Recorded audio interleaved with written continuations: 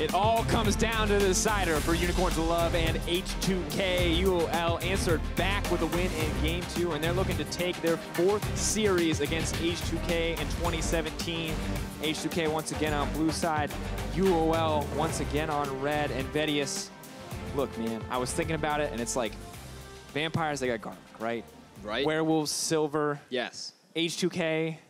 It might just be UOL, man. That might be the Superman and Kryptonite relationship, and that has to feel so bad for the players on the H2K side right now because they played beautifully in Game 1. They had an excellent early game to a certain degree in Game 2 as well, but it was not enough to cleanly close out against the Unicorns. No, it was not. The H2K squad now, they have one final shot. Their early game seems to be in top form, but the scaling for Unicorns forever seems to be in their favor. And if H2K, they wanted to end their season with a high, they wanted to go into that semi-final match, finally defeating their 2017 rivals of the Unicorns of Love.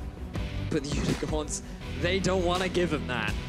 As we jump into draft for Game 3, so target bans once again.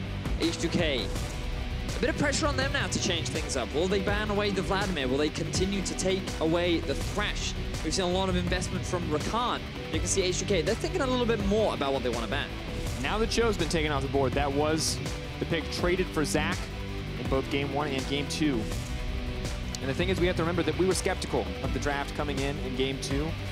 I think to a certain degree, rightfully so, but Unicorns of Love proved us wrong when they were able to execute. And now H2K clearly giving them the same level of respect. But for the Unicorns of Love, bans remaining the same. But the Janna was the second ban coming out from the Unicorns second time around. This time it will be the Alistair. Just like Game 1. Yeah, just like Game 1. So now H2K, where do they take their final shift? Because again, Rakan, Thresh still both available. I imagine UOL are more than happy to give away the Zac, handing Jankos to his first loss. They definitely proved to us that they can do it. Ooh, and a respect ban going over to Samux. So no Vladimir ban for the time being. I don't think Unicorns want to really blind pick it anyway. And here's the thing, they banned Caitlyn, Tristana's up, and that's the last of the really high priority AD carries that we've seen. It just means that Samux will likely go towards the Xayah. Which means the Rakan would be the perfect pick for Hylissang. Yes, and now we have to wonder what H2K are thinking. Zach will be the lock-in. So it's more than likely going to be Xayah and Rakan now for the Unicorns of Love. Something that they've done time and time again. It is a big comfort pick for them as well. And now there will be a big shift up. A very powerful 2v2 in the bottom lane for the Unicorns. And we've seen them consistently try to force engages in the early game on the bottom side. They tried it with Trundle. Let me tell you, Rakan a little bit better at getting those fights started, especially with the Xayah as backup. So now H2K, they'll go for the Tristana. They may even lock in their mid laner now, get themselves an early Orianna pick. Very safe, very well-rounded, but you run the risk of Exileh answering with a Talon. He considers it to be a counter, and it's something that he's very comfortable on as well. So H2K, they could alternatively, ooh, okay, this also makes a lot of sense. Chei, one of his best performing supports was that Thresh. It's something that they chose not to ban away this time. And now H2K, they're going to challenge the bot lane of UOL by getting a bit of a strong bottom lane themselves. I like this. Interrupts the grand entrance if you can play it back in time. Of course, yet again, a comfort pick for Chei. We see a comfort pick for Hylissang on the opposite side. And so often, the catalyst for action in this game has been the bottom lane Vedius. And taking the Thresh there means that Horns of Love, no chance to ban away any more support picks. And the Poppy jungle continues to surprise me, but we saw last game how effective it can be when you actually get it rolling, when you can execute on it in fights. It does concern me, though, that they don't have the same kind of disengage tools against the Zac that they did in Game 2, because the Unicorns of Love had Trundle, Cho, and Poppy, so every time Zac jumped in or tried to jump out, there were loads of ways to interrupt him. Now there are fewer options, but there's a bit more self-peel in terms of Xayah, and you still have the shielding from the Poppy. No Vladimir will be available this time, which means that there will be a lot of options in the middle lane for Jankos to try and snowball Febi if he can. LeBlanc taken off the board as well. Those are the only two mid laners taken off. Gnar not going to be an option for Odoamne. completely different top lane pool this time around. Maokai still up and available. We saw him in game 1. Odoamne did lose lane, but he was crucial in the team fights to come, and now we have to wonder what the adaptation will be for the top side of the map, as well as the mid lane. Vedius, this is what I love to see in the second pick phase. A lot of thought. Well, a lot of thought, and also the solo lane picks, really making full use of that red side. Who are they going to save the counter pick for? Very quick answer to that question. Oh, how could we forget? This used to be a Xerxe classic, something that had to be banned away from them. Do you remember the Rise, Shen, I remember it. Spring? Something that... Yo, that Shen was why he won MVP, let's be honest. He's the only man I've seen hands down hard carry a game on Shen in the spring split. Now, H2K, they have a few options. They could go for maybe a Gangplank answer top, or they just go for another tank. Maokai go for a very similar composition to what they had in game 1. Much better built for team fighting. You could consider running a Jarvan, but I feel like that the Maokai would make the most sense here for H2K. Cassio locked in though, already like this one coming out. Limits the shadow dash, all the mobility options for the Rakan. He leaps into a team fight. He may not be quite as quick to leap out. I feel like a Tahm is coming. That's a long Orianna hover there, Vedius. It is a long Orianna hover. All right, talk to me about this would make more sense. This would be more conventional, but it's just in my head something that Exileh would be willing to bring out. Okay. Oh, that's a mix-up. All right. I was worried when they hovered the Galio, did not work out. But the Exileh Syndra, this is not something we've seen very much. He is 2-0 on it over the course of the season, has decent score lines, but just not a pick we see very often. Going up against Febiven on the Cassio, feels like a little bit of a gamble, but from what we saw last game, you can never count Exileh out. I think it's always a risk when you're running a low mobility mid lane mage against a Zac and a Maokai. However, it was the final pick. They decided to go for a bit of a counter. I wouldn't say that Syndra directly counters the Cassio in terms of early trading, especially at level 2. Cassio can have a lot of options. Out with a lot of the movement speed that she has, stunning her can be a little difficult. However, you do have an ultimate that can smash you in the face, and Cassio has to get within range to do damage to you. So you're always going to be a threat of being bursted out early on. I'm excited for this early game from both junglers. I feel like there will be a fair amount of investment from Jankos to try and get Febiven ahead, whereas I think Xerxe is going to invest more time in the bot side. We have Shen, level 6 mark, along with the Poppy, who, to be fairness to Xerxe, twice now, level 3 gank bot lane. They've been trying to get Samux and Hylissang into a position where they can carry. I think this is very much going to be a game of the junglers. And we've seen action in the bot lane, and we've seen top laners define team fights and set their teams up for success. It is the Maokai for Odoamne. It is Vizicacsi's signature Shen. Ladies and gentlemen, we are getting ready for game 3. Pride on the line for both of these teams. H2K versus Unicorns of Love. One last dance in the regular season. But who's gonna lead? I think the audience is pretty convinced which way it'll go. H2K steadily building a fan base. Audience slightly nervous about chanting on camera. Definitely fair. You have to get used to it. Typically, we hear the Unicorns, the Love Hurts crew, be extremely vocal, and in their defense, they have been, especially when the Unicorns are winning. But today, perhaps a little bit more timid, reserved. They are aware of the foe that they face in H2K, who have been looking strong. But the score is even, Drakos. We're 1-1, final game. They're playing for pride. H2K, they said they wanted to, or Prolly said he wanted to destroy Unicorns of Love. And he did in game 1, but can he do it in game 3, Vedius? Because H2K, they earned first place. We can't take them away from them. They performed more consistently. They performed better over the course of the regular split. But losing out to Unicorns of Love when you're playing your hardest, when you're putting everything on the line, people might wonder, was Unicorns of Love more deserving of that bye into the semifinals? That's a big question. Bold statement to make.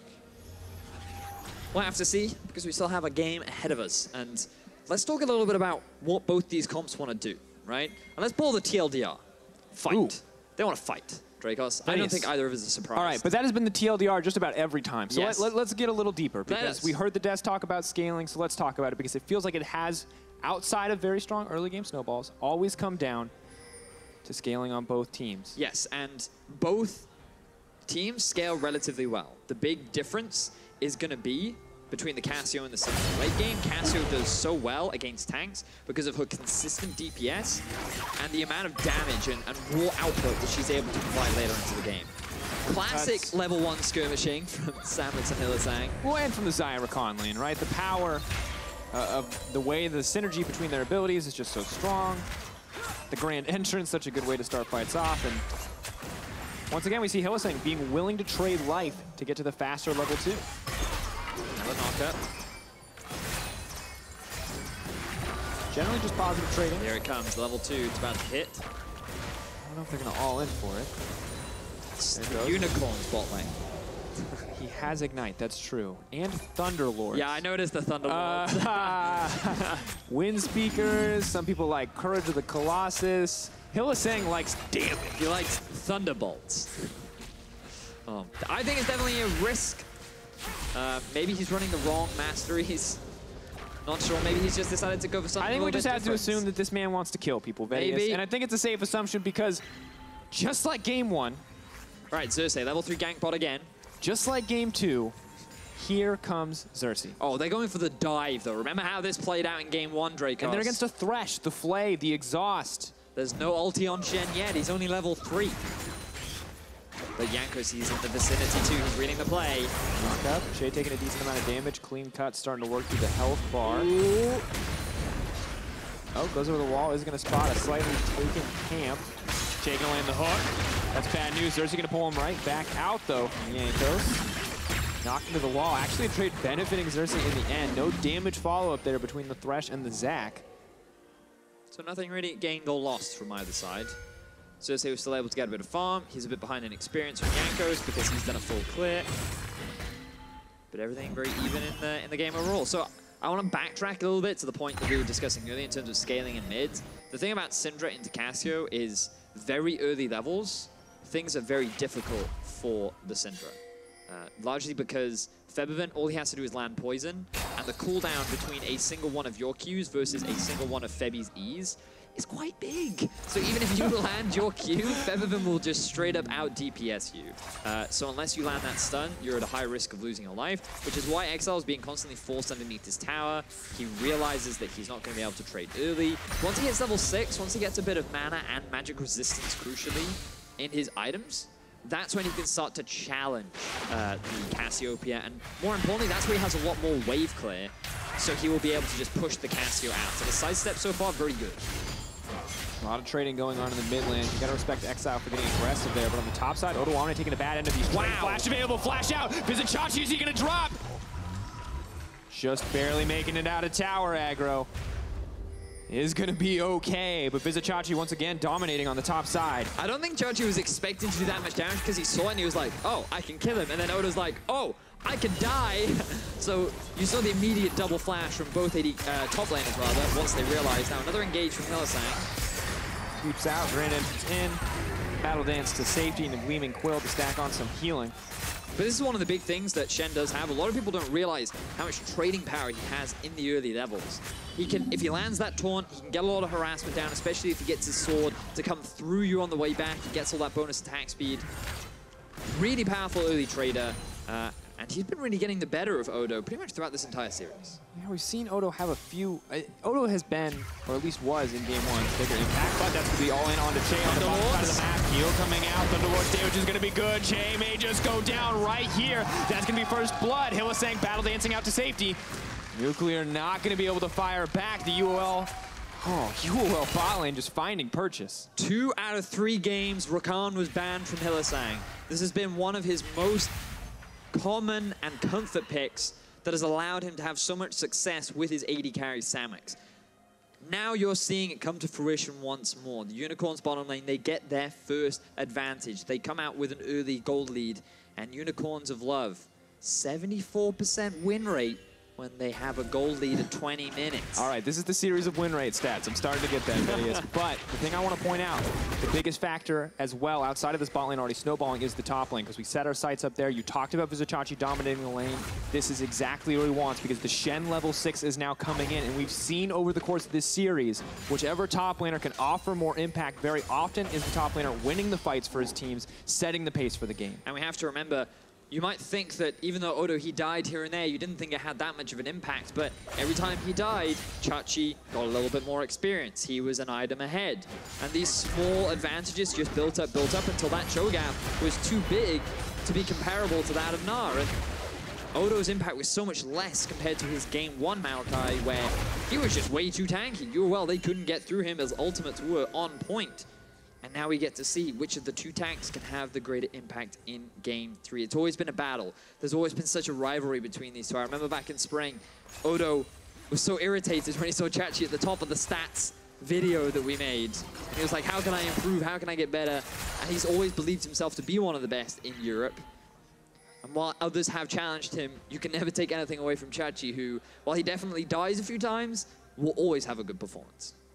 Definitely the case.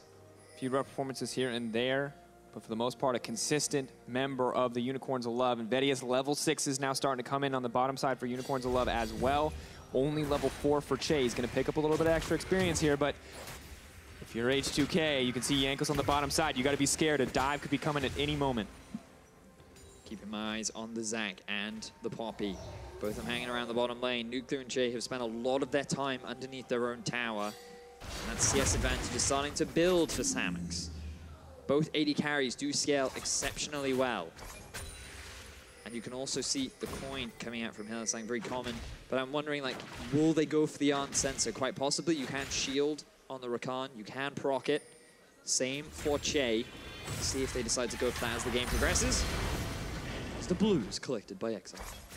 Lost Chapter comes in as well, but you can see just about all mana and health itemization for Febiven may not have the most in terms of damage output, but given how quickly you can spam that Twin Fang, not going to be much of a concern. And Vizicsacsi, whenever we talk about Shen, we talk about the early Shen ults, the first two, the crucial moments in the game.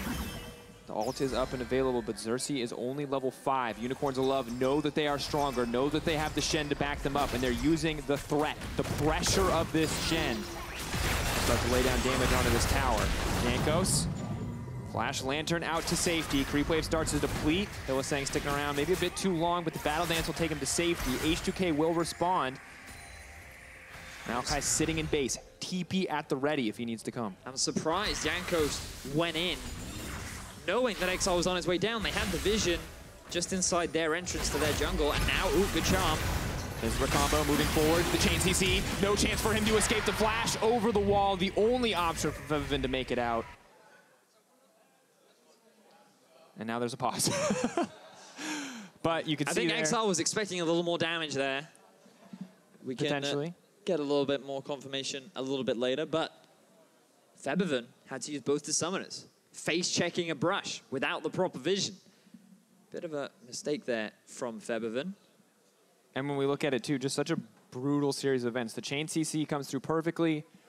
Chei says, hey man, I got you. I'm gonna throw that Dark Lantern.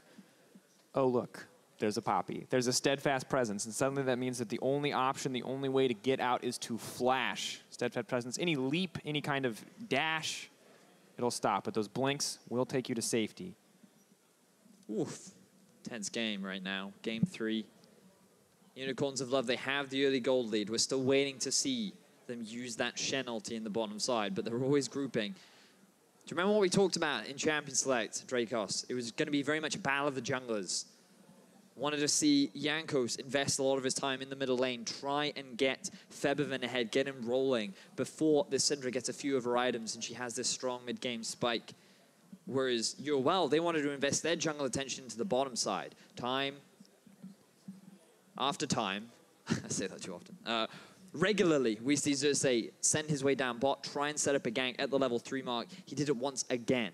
This time, though, Jankos was in the vicinity. He was able to read the play and push Xerxe back. But it doesn't matter, because Samux and Hylissang, they already got the 2 versus 2 kill. They did what they needed to do, which was get that good start. So right now, Unicorns of Love, they have the early lead. They're setting themselves up for success.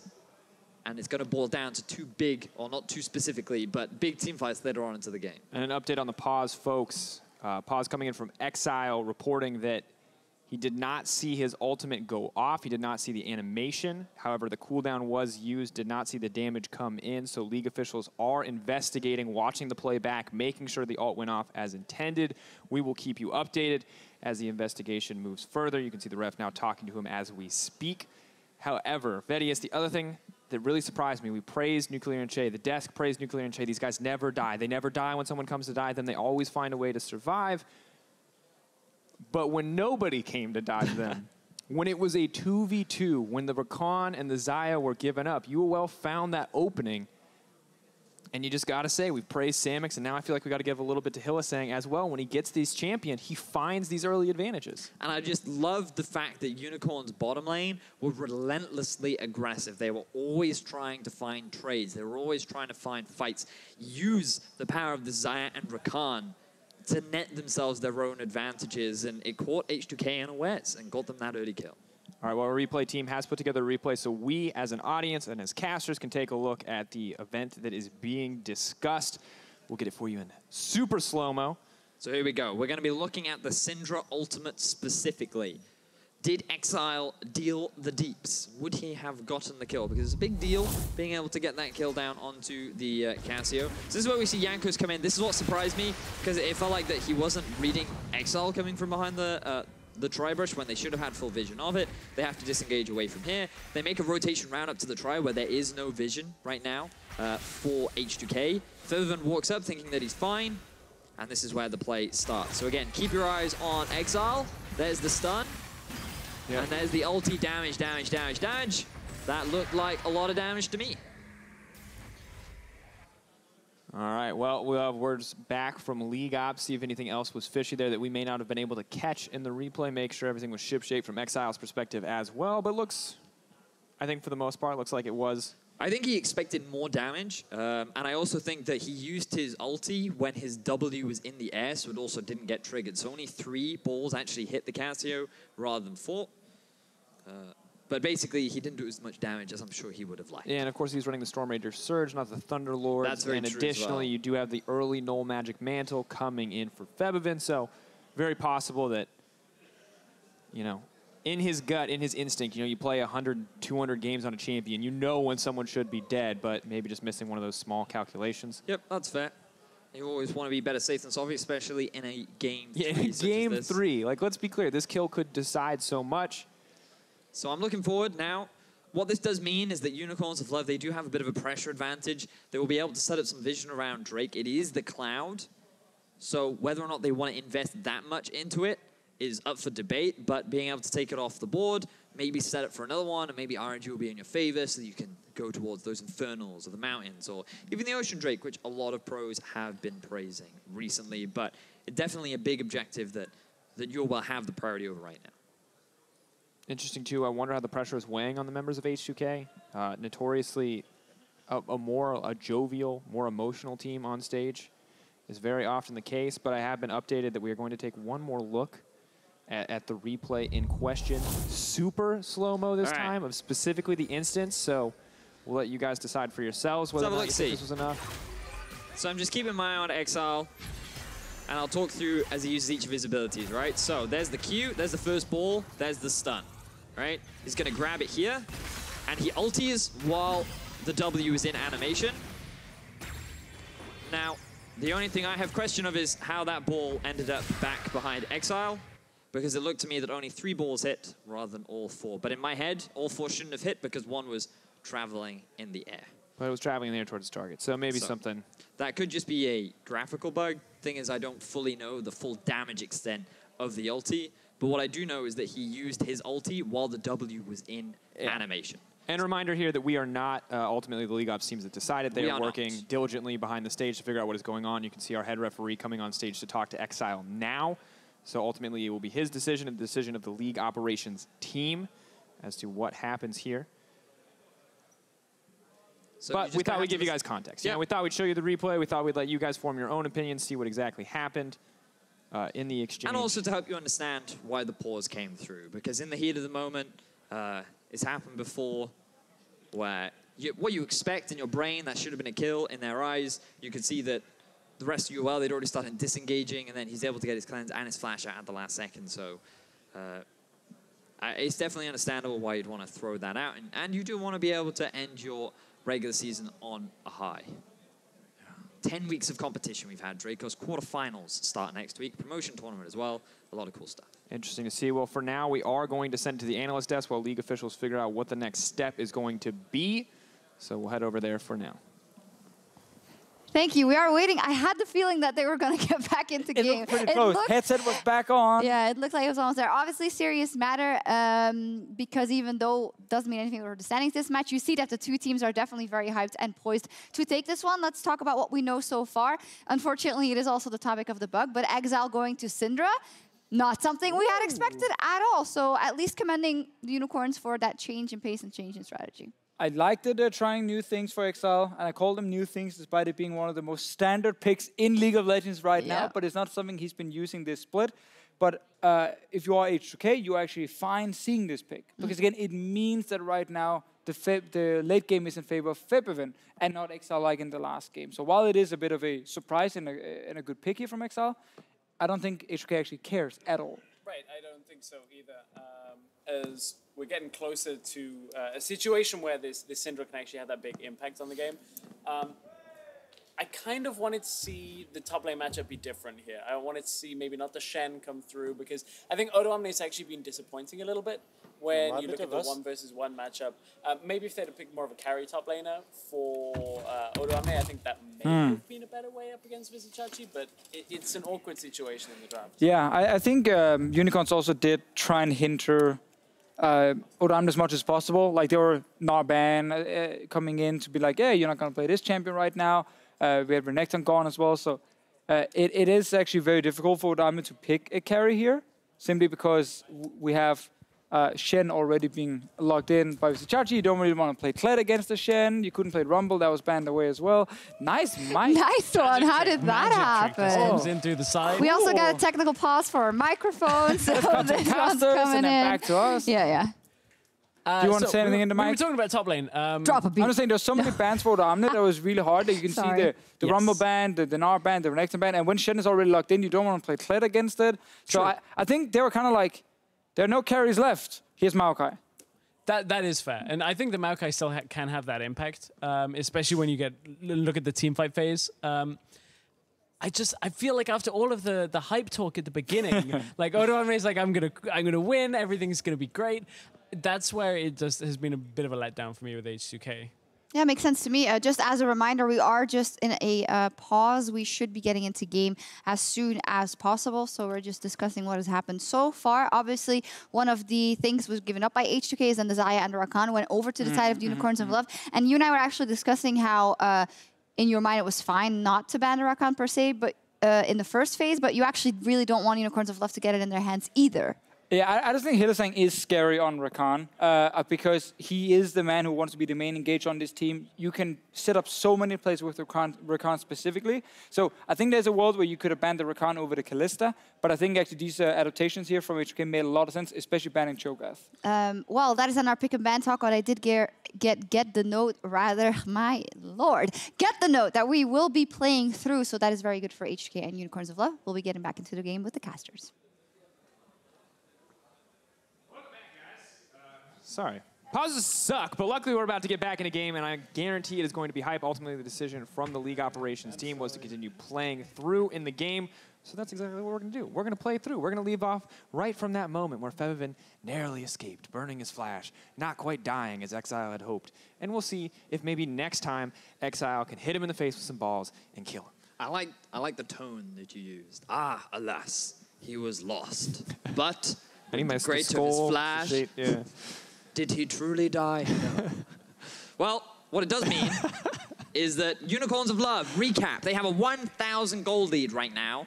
They currently sit on 1 kill to 0 because Samux and Hylissang were able to get that great first blood down the bottom lane. And as you can see, Febiven did in fact walk away with his life. And now we will be returning to the game that is known as League of Legends. Woo! League of Legends! All right, folks, we're back. Game 3, H2K versus the Unicorns of Love. Reminder, These guys are not playing for stakes, but they are playing for pride. H2K has never beaten Unicorns of Love in a series in 2017. That could change today as we are once again in a Game 3. It is do or die. And right now, the standout performance has been from Samux and Hylissang, who secured that early kill. But as we move later into the game, Vedius, I think we're still waiting to see that Shen make the impact we talked about. Took the words right out of my mouth, Drakos. Keep your eyes on Mr. Xerxe. This man, with the Shen, will be looking to utilize that ultimate to make a play down in the bottom half. He has the Tiamat for push. He went for early Merc Treads to mitigate some of the pitiful magic damage that a Maokai does have. And the classic. The Hylissang go for an early roam after his first bag. Looking for it now, and you can see Jankos on your screen. Man, we have been talking about a decent amount. Unfortunately, nothing to connect the stretching strikes to. Not quite as ideal in those 1v1 scenarios. But Vedius, when we looked at these guys, we talked a lot about the expected jungle impact, and I feel like it's been, you know, back and forth over the course of the series, but this game, it feels like a lot of what Jankos has been trying to do has been neutralized by Xerxe always being around at about the same time. Well, the biggest thing I feel about this early game so far is that even Exileh has been moving down to the bottom lane. So Jankos, the lane that he would like to invest ganks in around the mid, hasn't really been an option for him. He did a full early clear. He came down bots to try and stop what Xerxe was trying to do. And it's just been a lot of denial for him in terms of his options and pathing that haven't allowed him to try and get the same sort of early pressure as he had did in Game 1 and Game 2. But now, the lanes have returned to normal. You can see Febiven does have a slight edge in this 1 versus 1 for the time being. And Jankos finally can look for that gank. Moving forward, stretching strike does not connect. Exileh gonna fire back a bit of damage of his own. Ulti comes out. Now Febiven just trading back as aggressively as he can. You can see not just a Null Magic Mantle anymore, but a Negatron Cloak coming in for Febiven. So I think it very well may be the Abyssal Mask that we've seen kind of rise to popularity in the tank meta. After its buffs, a lot more tanks were picking it up. And now we see the first tower going down in favor of Unicorns of Love as well. So that gold lead is suddenly snowballed very swiftly in their favor. Febiven looking for another trade. And we look at it, Vedius, it's really the result of a single play from Hylissang and Samux on the bottom side, plus the invisible pressure of the Shen on the H2K. But find out if Xerxe stayed too long. Will just be the secure on the red buff. Nope. Steadfast Presence, not going to get the chance to connect. H2K kind of desperate to get the collapse here, but I can't say I blame him. 2.5K gold deficit against the Unicorns of Love, against such a beautiful animal people duo, has to be frustrating. That's how we go back, holding hands. It's true. It's how we build synergy as a caster pair. It's much more PG than To be fair, you did. Was it Tango you taught me how to do? I taught me how to teach you Tango? a waltz as well. Oh, you did teach me the waltz. That's true. That was a good time. My mother taught me that. It was definitely a valuable skill for building synergy with my Surprisingly simple, folks. That's all I'm going to say. Do not be intimidated by ballroom dance. I don't think that there's any ever reason in your life you'll need it outside of weddings, but maybe worth learning. So now we're looking at the top lane. No swap actually from Samux and Hylissang. Quite interesting because with the tower gone, it now becomes a little harder to take advantage of that Shen. I feel like that they should have swapped up to the top side. And I think that's what H2K were expecting. You can see Chei is already in the top lane, and Nuclear was making his way up there, but he actually had to walk back down. So for now, Unicorns, they're just going to keep things the way that they are. And I just want to update everyone really quickly. One of the issues due to the pause, summoner spell cooldowns are not being accurately reflected in your spectator HUD. This is fixed as they are used again. However, keep in mind some flashes that look like they might not be up. Some teleports may not be up currently, but the next time they are used, it will go back to normal. So hesitant to say if there's any flash advantages, because we don't know. I want to say that when the play happened at 9:42, I believe, at 14:42, flashes should be back up for everyone. So I want to roughly say more or less that will be the point. Now, early Abyssal Mass being completed by Febiven. I like this early rush of magic resistance. I feel like a Banshee's Veil might have been better, but it's just showcasing the respect that he has for Exileh and his early damage, and he wants to make sure that he's not going to get caught out of position and suddenly shut down. And of course, one of the things we have to consider is there's so much just incremental magic damage coming in from a Poppy, coming in from a Shen as well, so very defensive choice, but as the later scaling thing, you may be having the option. Storm's going to come out. Where's the Blade Caller? Does pull it back on a Chei. Vizicsacsi now coming in. The Charm, they're looking for the re-engage. Out comes the Maokai. Xerxe, can he find the disengage? Will knock the Maokai out of the fight. That's going to stop H2K in their tracks. Vizicsacsi going to look to keep this one going, but Nuclear uncontested on the side. Poppy keeping it up. Cell Division has been used. Vizicsacsi is fearless as he pushes forward. He wants that kill on to Chei. Now pulled back. Jankos is going to drop. It's the battle dance to make it out to safety. The grand entrance trying to get out. It's the grand exit in the end. UOL taking the skirmish. Unicorns, they win the 4v4. Samux, his positioning and play was spectacular in that fray, but you also have to give a lot of credit to Hylissang as Unicorns, they might be looking for another fight. Rinse and repeat. Where are they going to go? Lantern takes him out to safety. Steadfast presence not quite close enough. Nuclear trying to deny some of these backs. With Vedius, these explosions of aggression, we just still have to look at the gold, though. It just continues to look better and better for the Unicorns of Love. And you can see here, H2K, they tried to make a play because they know that they are slowly falling further and further behind. And ganking Xayah can be difficult, but the setup here was very promising from H2K. You still have the elastic shot come in from Jankos, he brings back Samux, but then the disengage here from Xerxe was spectacular because then the big front line is gone. Jankos is actually very squishy this early into the game, and with Samux now not being in any danger, no Maokai to provide that CC, they know that they can just hard commit. And bear in mind, Febiven did a great job of keeping Exileh away from the fight, but that meant that he couldn't himself get into the fray either. And he is one of the biggest damage dealers early on into the game, which enabled UOL to win out in that skirmish. Frustration on the face of Jankos as well. A play that they felt confident in engaging and did not work out for them in the end. You can see the immense amount of damage put down by Shen over the course of the fight. Has some of that max health damage on the passive, or rather on the Q. And I gotta say, just Vizicsacsi reminding us why he has been so good at this champion. As we say, Hylissang make yet another bold move to the top side of the map, but is gonna make it out unscathed. He gets the vision down in the entrance to H2K's jungle, which is what he wanted.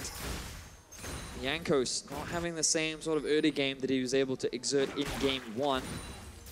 Unicorns of Love, they always find a way back, Drakos. Every time the predictions are against them. Every time. H2K, they always look really good. H2K, they're always looking promising. Maybe Deficio is the real curse for H2K. Who knows? But they haven't lost yet. They still have Tristana. They still have Cassio. I don't know if you guys can hear it at home, but half the audience went, oh, Vedius. Challenging for alpha male of the color caster team. Bold claims there, sir.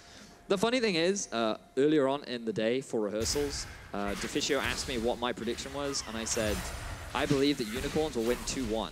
And he was like, that was just pulled out of your hat. And I'm like, I just have a feeling, Deficio. I have a feeling.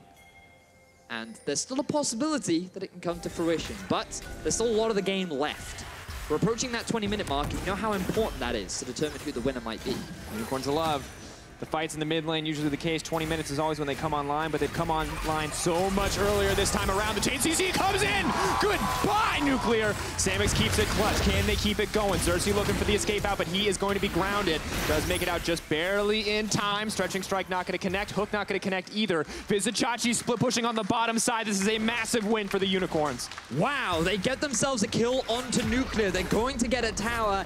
H2K cannot turn the fight around, and all the while Xerxe did not have to use his ultimate. He is split pushing in the bottom lane onto this tier 2 tower.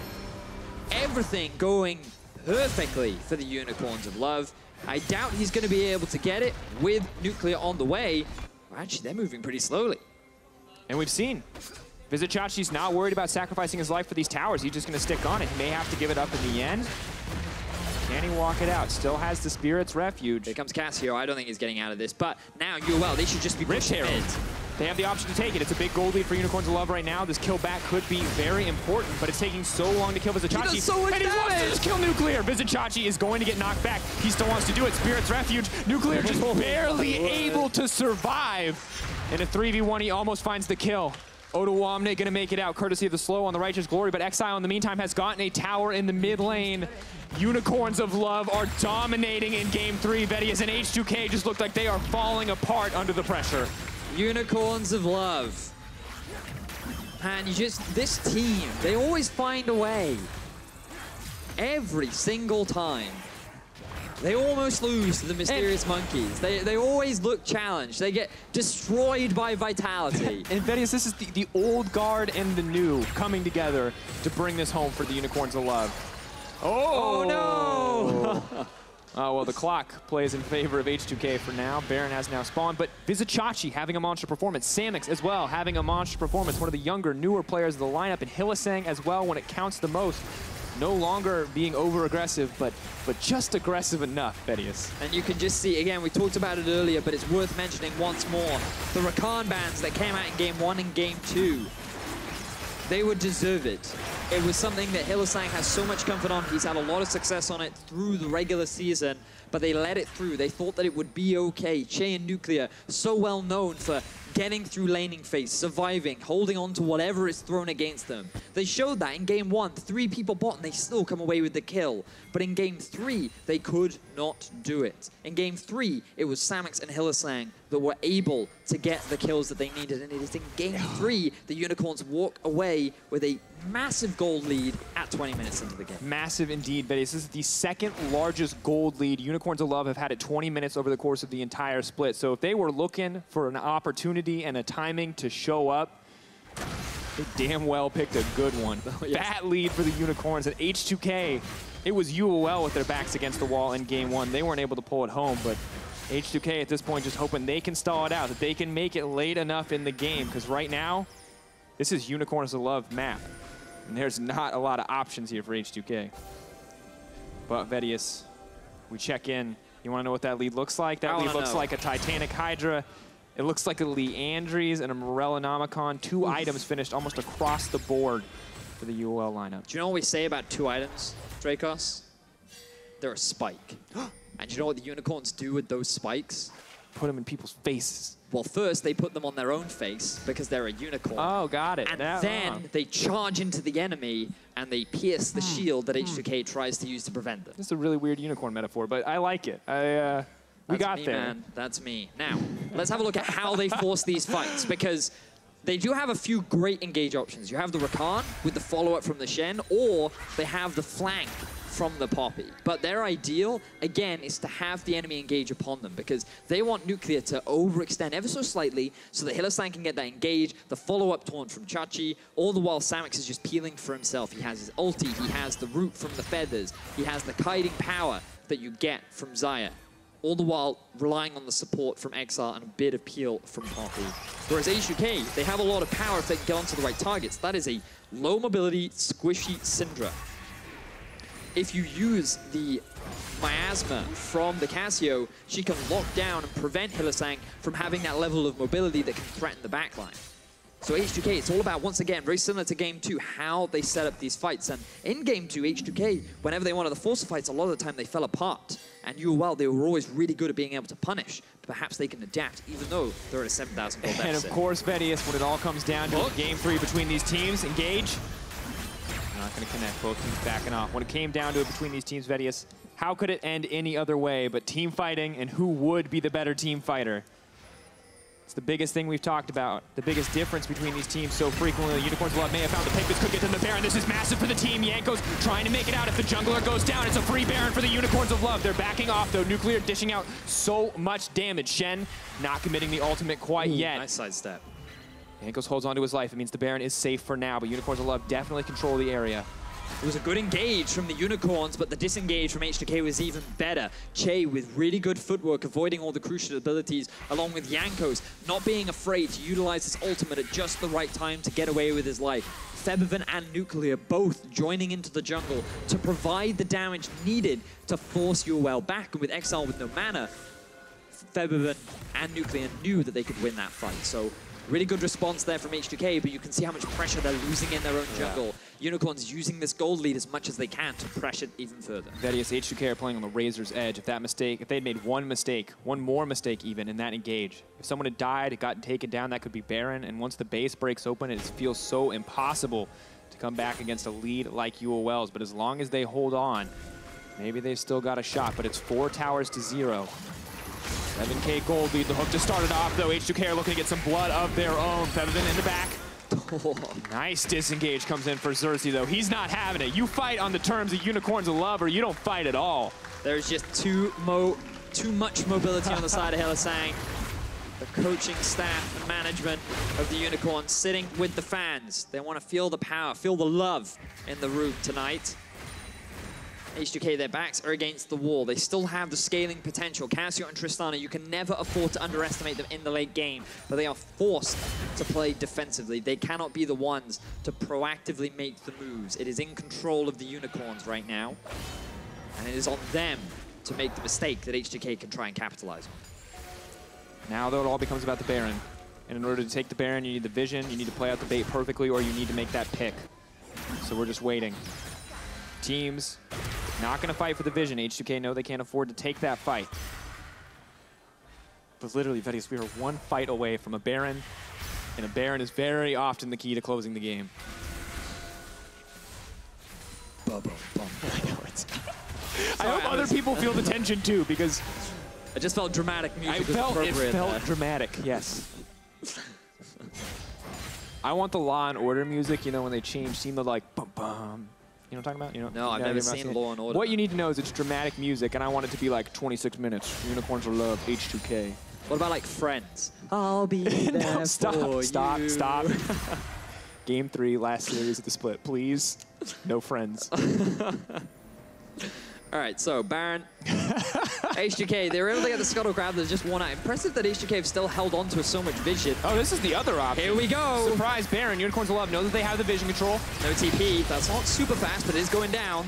Steadfast presence can stop Jankos from getting into the pit. They're pulling back. They may just look for the fight. Odoamne has committed. Kitty Cat's coming in the chase. Z on the wall. Febiven and Nuclear on the way in. Odoamne going to get burned down before the fight even starts. That's exactly what Unicorns of Love wanted. The pick is hand-delivered by the side of H2K. And now they're going back to the Baron. Or they might just look for another fight. Unicorns, they seem a little indecisive right now. They're going to go for mid lane. Their eyes are on that tier 2 tower. It's going to be so hard for H2K to move over. Febiven taking the safe way, cannot afford to walk through his own jungle because even that is no man's land against the Unicorns of Love. Not sure what brushes they could be hiding in, but saw what happened to his top laner. Can't afford to let the same happen to himself. Wave now pressured in mid lane. Unicorns of Love getting mid priority before they set up their vision. Much cleaner macro play than we often expect, but when the pressure is on, they are certainly performing. Baron bait comes down. Looks like they're going to keep going on this one. Committing to it. It's all going to come down to the steal. Can Unicorns of Love get it? Jankos sweeping in, and maybe too early, though. Now being pulled back. H2K just trying to win a fight now. They know that they can get them off the Baron if they kill a couple of members. Jankos has been taken down. Unicorns of Love looking for an opportunity to engage. Featherstorm comes out. Where's the Blade Caller? Poppy knocked up.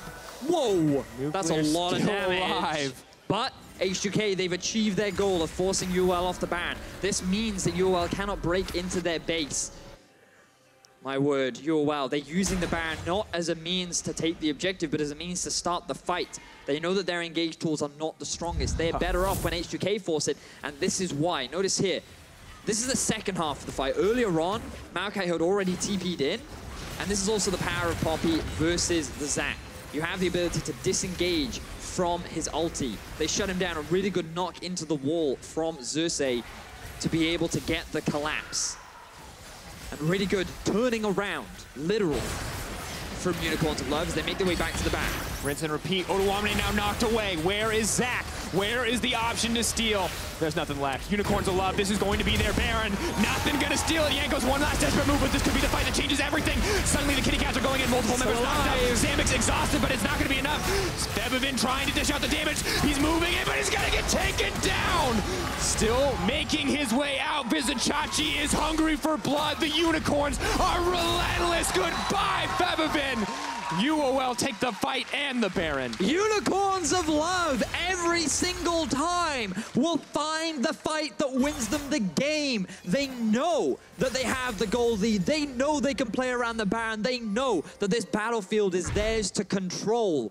And H2K have no other options other than to walk into the minefield that is the Unicorns of Love that just dismantle and destroy H2K time and time again. Watch here. Jankos, he cannot get in fast enough. His smite is not within range. Only level 12. You think here that they can just shut down Exileh, but thanks to the Spirit's Refuge and the ulti, he's still alive at the end of it. Febiven just dives into the middle. He's like, I can be a hero. But then that's when Exileh throws the ulti down and forces him out of the fight. With no front line left for Febiven to hide behind, he's nothing but snakeskin for the boots of the Unicorns of Love. And literally just hundreds of damage away from that fight, turning against Unicorns of Love. Both Samux and Exileh dropped so low, but neither one died. And you can see how much damage the H2K lineup is putting out. But they just cannot compete with the Unicorns of Love right now. Their gold lead proving to be as big of an advantage as they need, as well as their team fighting capabilities. But Vizicsacsi, has he overstepped? The rest of the Unicorns are moving into the mid lane. That Shen gonna take a wild takedown. Damage as well. Febiven keeping it going. CC comes in, but in order to take down Vizicsacsi, they're gonna have to give something up in the mid lane. Hey guys, it looked good, but Unicorns of Love, they're firing back. They're getting something in exchange. They'll be able to get the tier 2 in the top lane as well.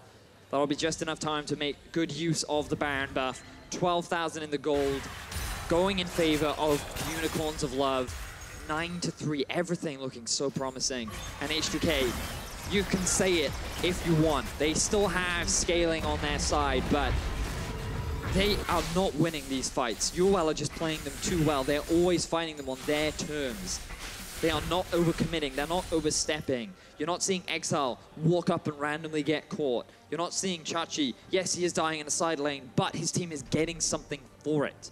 And the Unicorns, this was not the Unicorns that fought Vitality. This was not the Unicorns that almost lost the series to Mysterious Monkeys. This is the Unicorns that all their fans at home expected them to be. And we have to say, like, this is just this meta, the team fights. It feels so often about whose frontline lives longer. And Shen, 5 members of H2K, 4 members of H2K, taking 15 seconds to kill him. We've seen Odoamne just get deleted when he enters the fights. And that's part of the reason why it just feels so impossible for the H2K lineup. And this was supposed to be their statement, Vedius. And maybe Odoamne can make one now, potentially in trouble. The Shen shield coming in. Do they have the damage, the interruption? Febiven actually taking so much back in return, but he's still alive. Twin Fang healing him up. Their front line has lived longer. Jankos will get taken down. Shen still coming in. I love the play there from H2K. They use the flash and the binding from Odo to lock down Exileh. He's that low mobility mid lane mage. They get the kill. The Shen ulti is not enough. And Febiven walks away with his life too. That Abyssal Mask coming into fruition.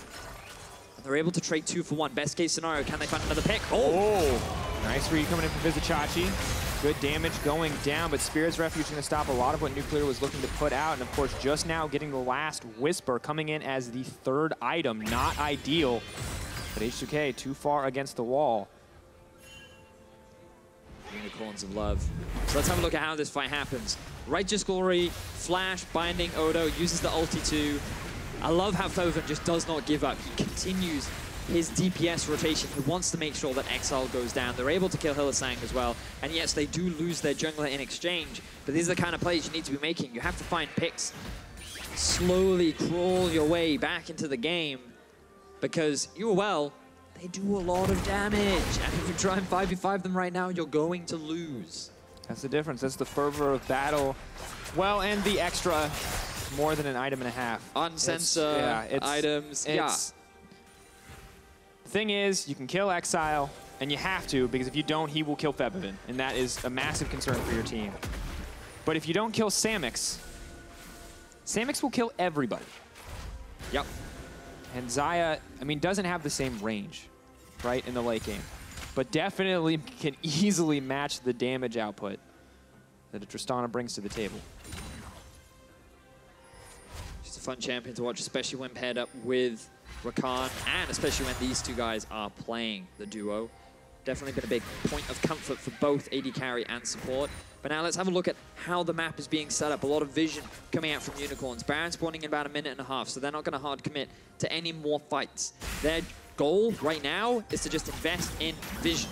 They want to make sure that mid lane is pushed up, they want to make sure top lane is pushed up, and the bottom lane as well. And Chachi, he does not have to join them for the Baron. He just has to keep applying pressure, keep Odo from joining the fight, because especially if you do not have that big tank, then that's an even harder fight that you're going to win if you're H2K.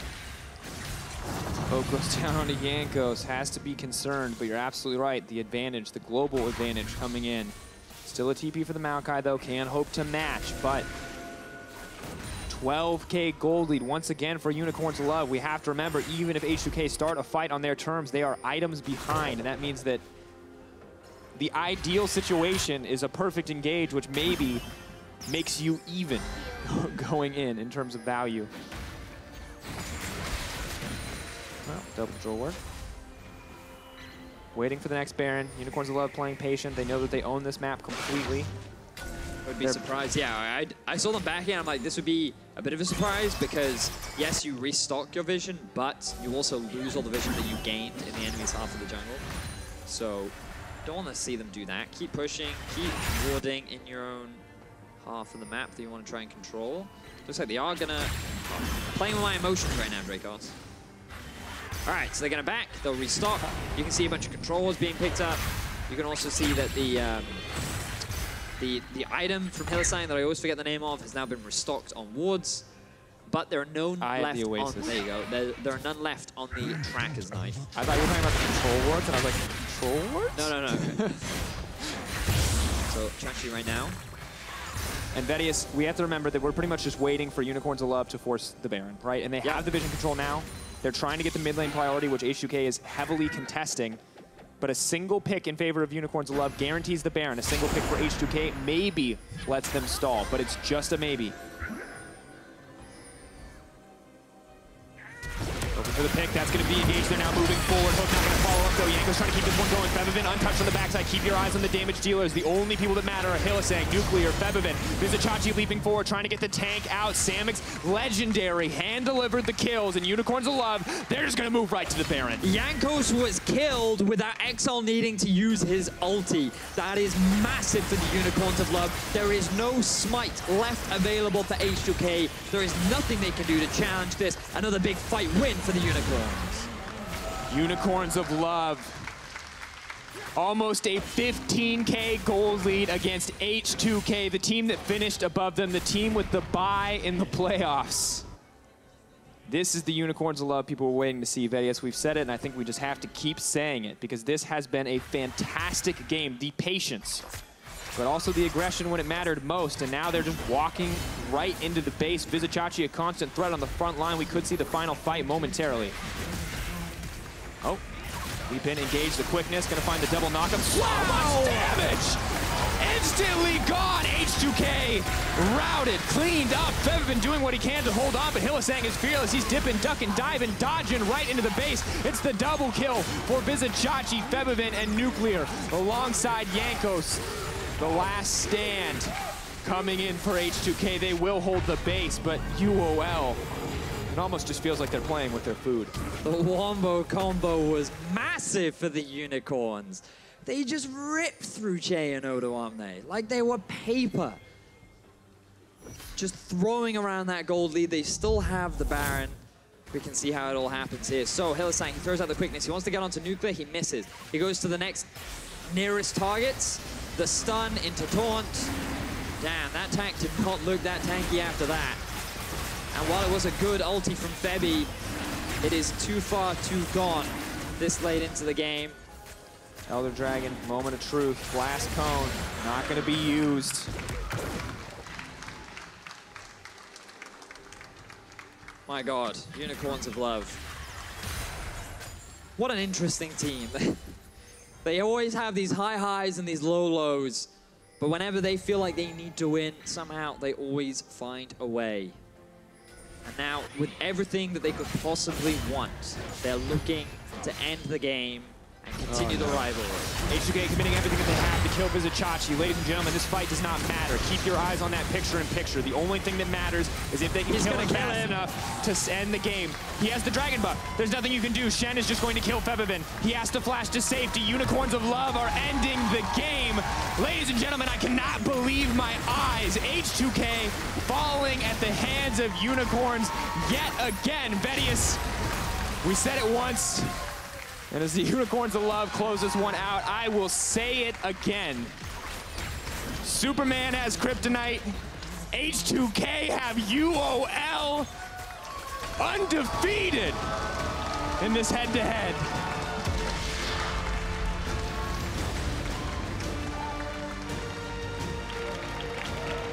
The scriptures have written H2K to defeat the Unicorns of Love. The fans voted H2K to defeat the Unicorns of Love. Deficio proclaimed his faith restored and that H2K would defeat the Unicorns of Love. And what do they say? Nay, not today, as they continue their undefeated streak against H2K. In 2017, they have been unstoppable, and after game one, I thought there was no way, Vedius, but they found purchase. They trusted execution. I don't even know what to say. It was clean, man. That was a really good I am performance. awestruck by the Unicorns of Love. Every time you think you know what to expect, honestly, from both of these teams, they surprise. And they did it with their style, too. They had a game where they fell behind a little bit and they came back in these mid-game team fights. They had another game where they were actually able to get the early lead and then they transcended that into a big win. And they did it all with a Poppy jungle. Name one other team in Europe, name one other team in the world that picks out this individual strat, this unique playstyle of Poppy jungle and is able to defeat. And even after that, the thing for me that blows my mind is game two, Vedius. Game three, we gotta praise them, they found those early leads, but game two, they went in with a draft that utterly collapsed, that failed them completely, made some small adjustments in the support in the mid lane, and just continued forward. Just relentless. And the confidence and the faith that Cheapy puts in these guys is well-deserved, because I could not say that I would have done the same. And it's a little bittersweet, because if they were able to defeat Vitality, this series would have put them in first place, but because of game differential, they are locked into second. But it does mean that the fans get more Unicorns of Love. It does mean you get to see them in the quarterfinals, facing off against Misfits. And it does bring in some concerns for H2K moving into that semi-final spot that they locked in for themselves. And of course, at the end of that series, we have to talk about player of the series. Hylissang gonna get it in the end. And I think when you look at the Trundle game, when you look at the pillars that came up to stop so many engages, and when you look at the Rakan, and realistically, a single kill in the bottom lane that snowballed that entire game in the favor of Unicorns Love, I don't think you can give it to anybody else. No, Hylissang, well-deserved. I think that many of the members of the Unicorns had a great series overall. The fact that Chachi was able to outperform Odo throughout the entire series, that Xerxe using the Poppy, a lot of his disengages were great, but the man that really made a lot of those plays, the man that was really a big part of the game-changing decisions was Hylissang on support. And when you give him that comfort of the Rakan, you can truly see what he can do. We see why they banned it in those games. Well, we have an interview with Exileh and Xerxe coming up shortly. They are getting ready on stage. But in the meantime, just appreciating the moments from that series. And of course, it is the end of the week, and it's our final week in the regular season. And we saw a lot of action here on the Rift. And here are your LCS big plays brought to you by Acer. Now, see, Rocket, they proved to be the Kingslayers once again, stopping G2 in the final week, and they were led by the wonderful Swedish AD carry Hjarnan. There is Expect going golden for just a second. Sven, he might get caught. No, he's got the pullback. Jumping forward, shut down by Hjarnan. A double kill for the Kalista, and they will clean house under the G2 turrets. This is the Roccat team fight. Looks like the fight has already been turned. They look for mid. The Expect goes gold. They knock Sven in. And can they take him down? Hjarnan says, yes, we can. Perks around the side. A triple kill just like that for the Kalista. And it's gonna be the Quadra. I go for it. Nice. Nice. Go mid, go mid, go rumble, go rumble. Just rush mid. Yeah, just go mid and end, go mid and end. This is where the week of upsets began, Drakos, with Roccat upsetting G2, and they continued all the way till the final day. The EU LCS's own Jamie Lannister. But you're right, they did continue. And Nagne, he was lord of the entire map against Fnatic on Thursday. He came up huge in some of these critical team fights in his played May. Advin97 asked, what did they put in the water at the EU LCS studio today? Jump in, Sjokz jumps straight to the back line. He's going to get grounded up. Wild Growth comes out as well, but they cannot keep him alive. Prophet trying to get in with the flank on the back line, but Sjokz has jumped straight onto HQ.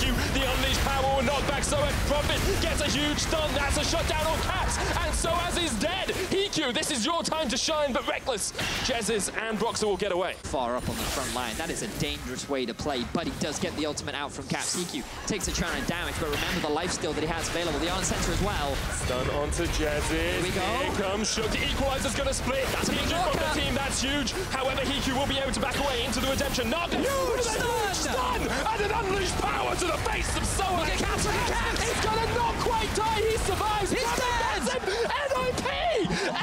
NIP! Vedius! That's a huge team fight for NIP, but look at the base, look at the base. There's still a lot of minions from Fnatic. Prophet's going back. Can he save the base? Oh, Fnatic. No way, Reckless. However, HQ will be able to back away into the redemption. Knock. Huge stun! And an unleashed power to the face of Sjokz. Look at Caps, look at Caps. He's going to not quite die. He survives. He's dead. NIP! Vedius! That's a huge team fight for NIP, but look at the base. All right, clearly whatever was in the water, animal. Medic also had some of that. That man is out of control. Not that I'm really one to talk, but I mean, some of those stuns and setups, like this is one of those Syndra performances that you have to appreciate. You watch a team fight and you go, oh, he's not getting any of the kills. It's not a performance. But when you land every clutch long-range stun to start team fights in favor of your team, that's just something you have to appreciate. Yeah, he played really well that series, especially given how far back they were pushed in that game too. His stuns were a big part as to why they were able to survive for so long. Definitely the case. Well, the Old Kings Fnatic, they've returned to take the throne. They got a lot of praise from H2K's Jankos for their team play against G2. We saw some of this 24 minutes into the game as Soaz came out of left field for a huge Gnar ultimate. And actually single out like a squishy target or just focus on killing a tank because you have like Cleaver. Arrow landing on Trick. All right, he gets bopped backwards by the barrel, decides to engage with the root. Here comes Expect, looking for Reckless, fries him alive. So far it's a 1-for-1, but with a damage dealer down for Fnatic, how much trouble are they in? There was no perks nearby. It's a 2-for-1 in favor of Fnatic. Yep. Every time I see a Gnar do the double hop into Mega Gnar ult that we technically didn't see there, I have X gonna give it to you just playing in my head. Like I feel like at that point, as you watch a tiny Yordle turn into a giant monster, you just feel doomed. Yeah, like, it's definitely not a favorable position that you want to be in, but Soaz demonstrating once again how well he was able to play it and how well Fnatic ended their regular season. Well, that's going to do it for us this week in Acer Big Plays. And now, Unicorns of Love, they took down H2K for the 4th time in 2017. Let's head over to Pyra for a word with their jungler and mid laner. Thank you very much, Drakos. And you guys, every single time you met H2K this year, in 2017, you've beaten this team. Everybody's been saying you're the kryptonite. What is it that makes you guys the kryptonite to H2K? I guess it's just, I'm actually not sure. Like, when I see H2K play, I feel like they're a really good team overall, and they're like doing stuff really well. Like, people have been saying that they have struggles towards team fighting, and this is like, I think one of our strengths, team fighting exactly. And yeah, I'm not really sure like why we consistently beat them, but I think it's just that the weaknesses that we have, like our inconsistency doesn't show up on the day, and then we just perform really well. And yeah, we don't really have a magic formula that helps us. But do you think maybe it just has something to do with playing to the level of the opponents? You mentioned the inconsistency not showing up. And Xerxe, I mean, does it seem like things just click against this team in particular? Sometimes like we are really inconsistent, but it seems like against H2K we are always consistent for some reason. So at this point, people should be like used to us beating H2K. Well, we certainly have to be now. And speaking of consistency, you got Poppy locked in 3 times. You know, I know it's now been one of the new favorite things for you, but what about it makes it so strong to you? I think it's really good against Zek because obviously if he's champion, you can just press W and you block his entire champion. Then he's stuck in your team and he will get free damage. And then they kept picking like their champions like Gnar, Tristana, and it felt so good to play against. I bet it does when you manage to crush everybody there. And it's not the only champion that we're starting to see a little bit more of. Exileh, you picked up the Syndra, which is something that, while common around the world, is actually quite a seldom pick for you, but you haven't actually lost on it this year. Why is it not so frequently picked for you? I feel like Syndra mainly is just, for me, a good pick into Cassiopeia. I feel like that Cassiopeia right now on this patch and on the next patch is like quite in a broken state, because if like a mid laner that has such a short range can build Catalyst and like survive in any matchup just because of the sustain and how Cassiopeia abuses Catalyst, then I feel like there's something wrong with the champion. However, Syndra is like the complete counterpart. That would be like the best matchup because you don't really have... you have less poke, you have more like an all-in style. And also Syndra goes for the wave, which Cassiopeia has struggles with, like wave clearing. So yeah, it's mainly just comfort pick into Cassiopeia. Okay, so you guys are definitely playing a lot of these counter matchups and able to prepare them consistently, which is definitely going to help you in the future as well. But there still do seem to be some of those inconsistencies that you mentioned. You faced off against Vitality, weren't able to take them out. What happened on the day? It's RNG. It's all about like one day we beat everyone, one day we get beaten up by everyone. So Unicorn's a coin flip, okay. I think on the Vitality day we played really bad and they played really good and they were pretty confident. We watched the game and we've seen our mistakes and props to them for playing that well. Absolutely, and I guess it's a shame we won't see him in playoffs, but we will be seeing you guys, of course, in the playoffs. Now, given the fact that you had a bit of an up and down weekend and a bit of an up and down split, do you guys feel that you've ironed all those kinks out and you're ready for the playoffs? Right now, I think that going towards the playoffs, we're going to change our scrim format that we play 5 games in a row instead of having 2 blocks, and I think that this is going to help a lot to prepare for those best of 5 series. And also, I feel like that most teams that we're going to face right now, it's going to be Misfits, right? Mm-hmm. Yeah, I think that we have really good chance against them if we prepare well. And yeah, it's just going to be training like as for any other week, just that we have a swapped up format. Yeah, and then it's just going to be to improve as much as we can and take as much away as we can from scrims. And if we can do this, then I think we can come out on top. Business as usual. I like it. Well, congratulations to you, gentlemen, on closing out the split with a win, and best of luck to you in the playoffs. Thanks. Thanks. All right, well, with that, we're all wrapped up here with the regular split. So let's go ahead and send it over to the desk for the post-game lobby.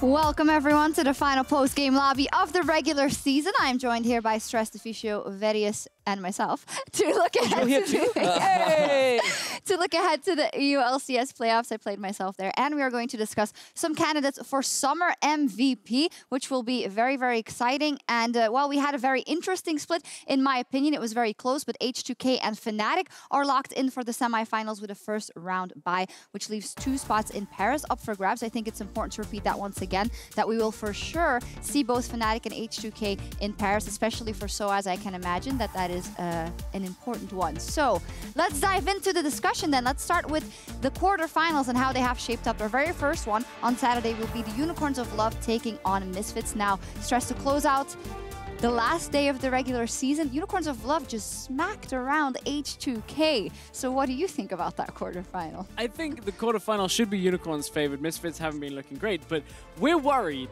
about what we heard in an interview at the end of today from Exileh, where he says, we're just going to practice like it's a regular week. Yeah. It's a best of 5. Practice against what Misfits do. It's just the only, like, the problem with Unicorns of Love. Now, I was wrong today in saying H2K would win. Never. Who was right, Deficio? I actually will say 4 times this year I have predicted H2K to win. They've lost every single time, so maybe I should learn soon when they play Unicorns of Love. But the fact that, you know, as Xerxe is talking about how they play Vitality, they play really bad on the day, they lose 2-0. Then they play H2K 2 days later, they play really well, and they beat H2K out of nowhere. That inconsistency and that kind of coin flip is just what makes it so scary whenever Unicorns are playing, because you never really know which team shows up. Let's look at this from another angle, though. We have a Unicorns of Love, right, that consistently has beaten a lot of the top teams this year in Europe, so can play to the level of those opponents, but drop those games.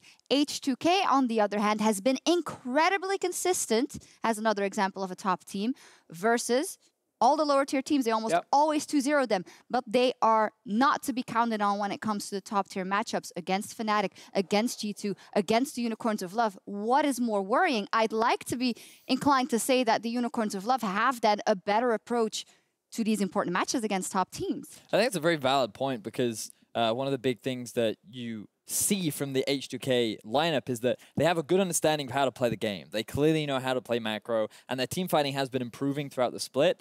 But for some reason, whenever they go up against teams of a higher skill cap or of a teams of an equal skill cap, then they just don't seem to be getting the same sort of early leads that they typically get. They don't seem to be playing the same sort of style that they usually do. And it does make me wonder what suddenly changes. Do they show too much respect? Do they not try to take some of the risks that they do against lesser teams? It just makes me wonder why why they haven't been able to take a single series off of any of the other top teams in Europe.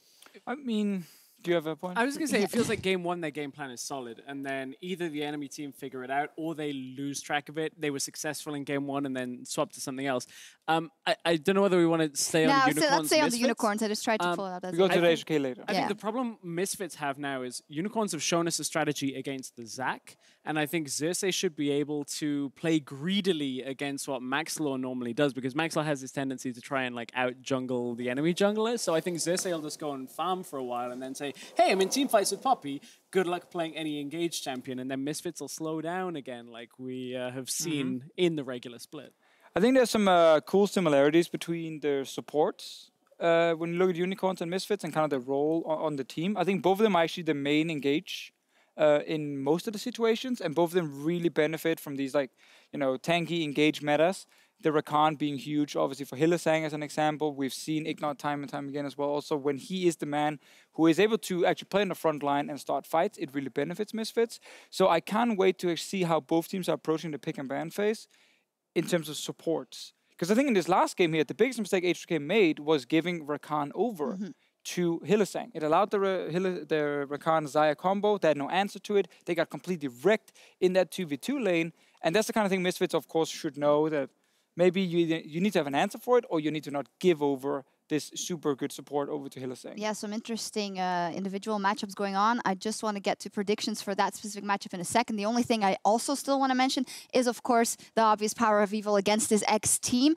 And in the same vein, a very important matchup, because Exileh, even though he showed up now, I think, in his latest match against H2K, he hasn't been having as bad of a match as I think in the last couple of weeks specifically, maybe. Power of Evil has been a rock for that Misfits team and has been the big carry, right? If they did win, and the big player to keep them into most games, I would say, that they've won this split. So I feel like that matchup might be very tilting. Vedius, do you agree? I think if Maxlaw can properly invest the time into mid lane, it could be a really good matchup in favor of Misfits. Because what we have seen, especially from this series, is that Xerxe doesn't put much time into trying to help Exileh. He's much more focused on the bottom lane, or at the very least he was in this series in particular. So I think that you'll have this different jungle focus, and that could very much benefit the side of Misfits. I'm kind of worried about the top. Like, we talk a lot about, in particular, matchups, but also in terms of playstyle. The thing that worries me about Misfits is there's nothing defining about them. I've never thought of Misfits as a strong team fighting team or a strong 1-3-1 team, or they carry through their solo laners. Like, there's nothing distinct about them that would make them have an advantage over the Unicorns of Love, where Unicorns, they have a very classic style that they are very well known for. So I think, to me, that's one of the biggest disparities.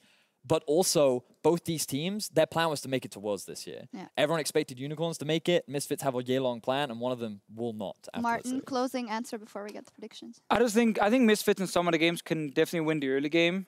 The problem for them is, can they then close out the game in time? I think if you look at like the first game today with H2K Unicorns of Love, if we get the similar kind of draft from Misfits, where they actually have some strong lanes, at least like 1 or 2 carries they can play around in the early game, and then actually good team fighting later.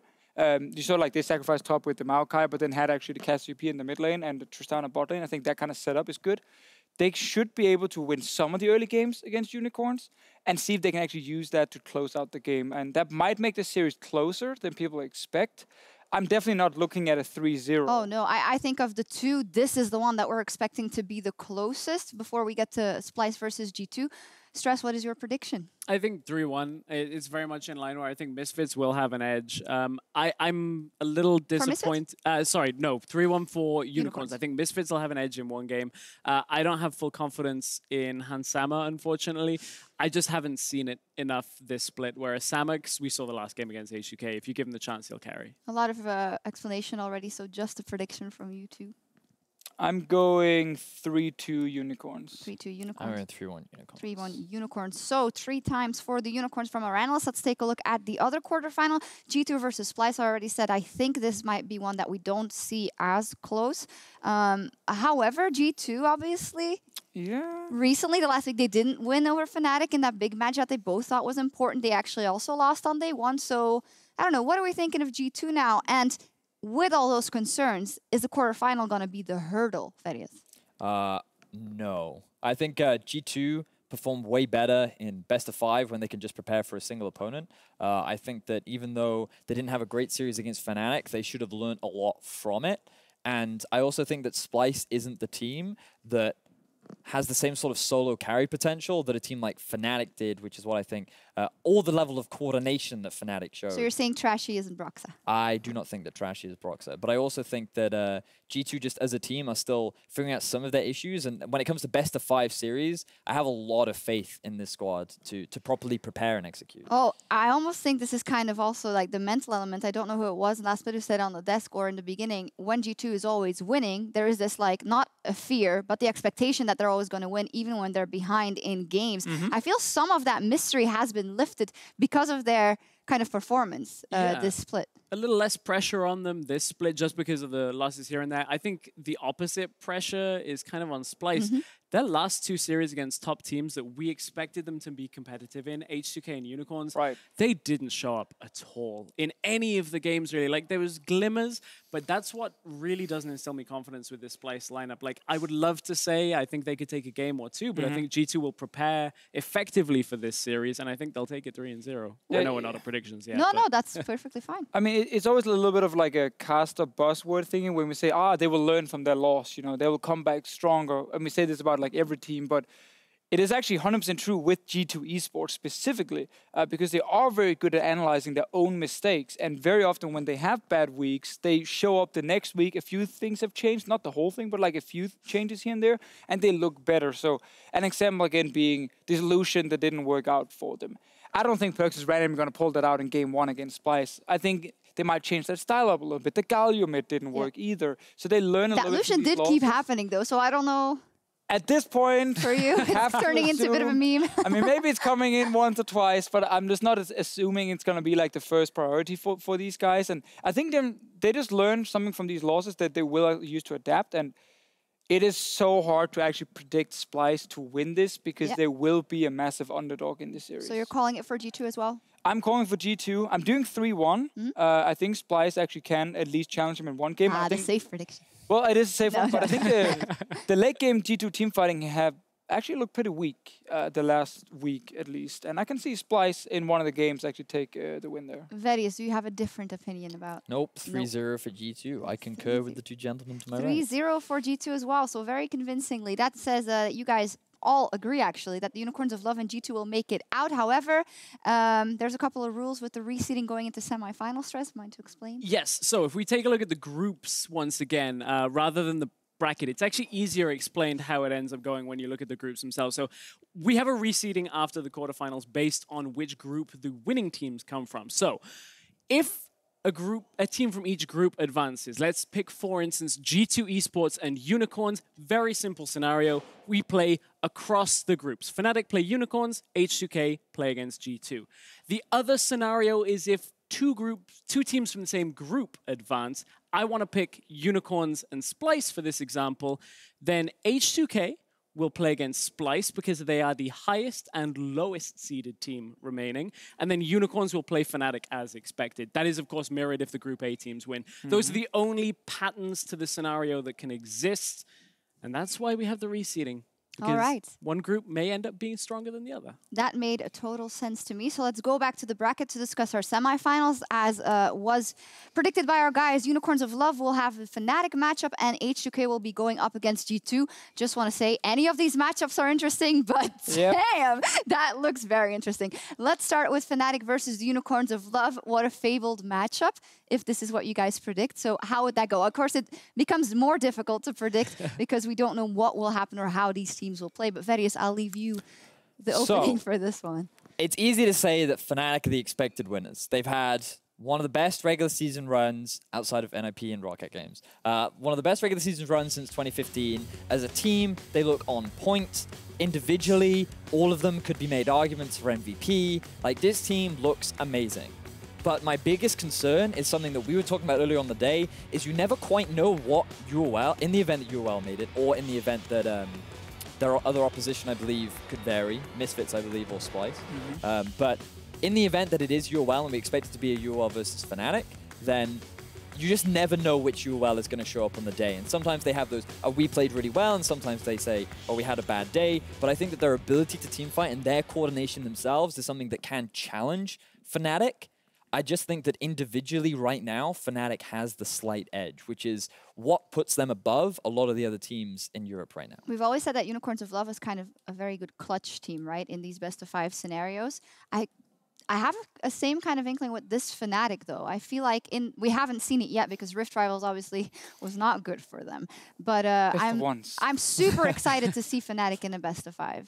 Really. Me too. I think that my only slight hesitation is we haven't convincingly seen Fnatic adapt inside a series all that well. We've seen them adapt when they got found out at Rift Rivals and changed their style completely. I think there's been a handful of games where teams have challenged them. I want to see a team prepare for Fnatic, come in and say, okay, let's take out these key picks, let's try and play against you, but it's an uphill battle every single time. It is. I think actually that's one of the cool things about Fnatic is there's very few picks now where I go like, oh, this is a must ban. Like this is like one of the champions they need, where the old style was like, oh, the Kennen or the Shen, you know, with some key targets you can always look for. Right now, I'm not really like, oh, you need to ban Kalista, you have to ban the Alistar. Like, they're actually very, very wide champion pools from a lot of different players, which is a big advantage, of course, for Fnatic.